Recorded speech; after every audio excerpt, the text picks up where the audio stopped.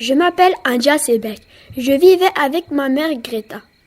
Je lui posais souvent des tas de questions sur l'eau verte et elle me répondait que c'était dangereux. Mon père avait disparu quand j'étais encore bébé. Un jour, quand je n'avais pas école, j'étais allée au marais, j'avais désobéi à ma mère.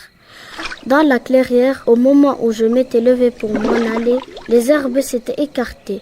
J'ai vraiment eu peur en voyant un lapin blanc se faire étrangler par les herbes du marais. Celles-ci l'entraînèrent dans l'eau.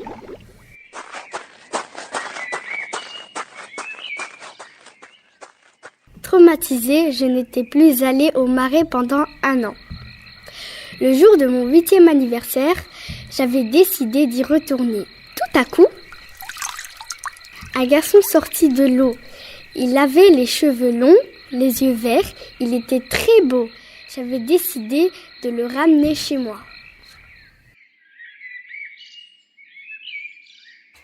Quelques jours plus tard, Alice, notre vache, mourut soudainement. Maman me demanda d'aller chercher le vétérinaire Annecy.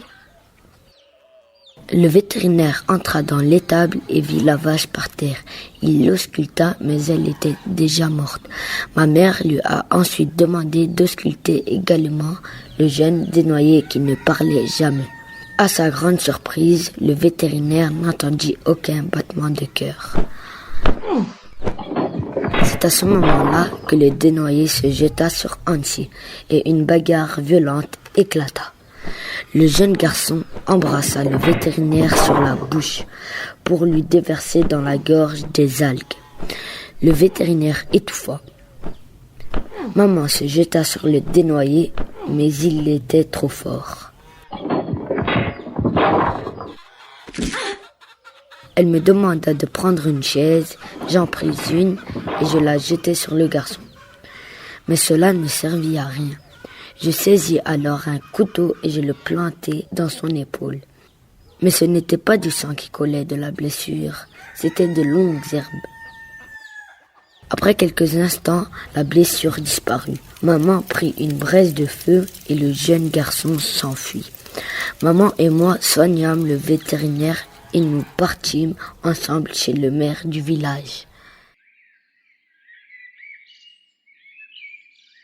De peur d'être considéré comme un fou par le maire, le vétérinaire mentit en nous faisant passer pour des idiotes.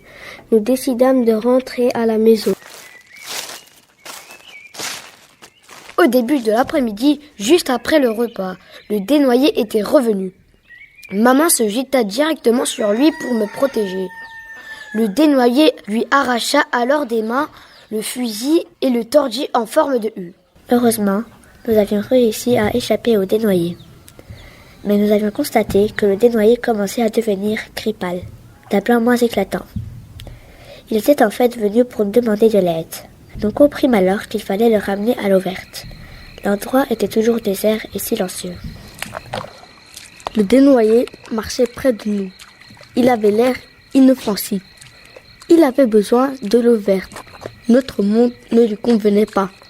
Il marchait à l'ombre pour éviter de devenir de plus en plus gris. Lorsque nous arrivâmes au marais, le garçon était apaisé et nous a regardés une dernière fois. D'un coup, l'enfant de l'eau verte explosa et nous n'avions pas d'autres mots pour décrire ce que nous avions vu. Le ciel était plein de fleurs. Elles formaient des nuages. Enfin, les habitants du village crurent que le garçon s'était enfui. Maman donna des bouteilles d'alcool à 2 paysans pour enterrer notre vache Alice. Et nous gardâmes pour secret ce qui s'était passé.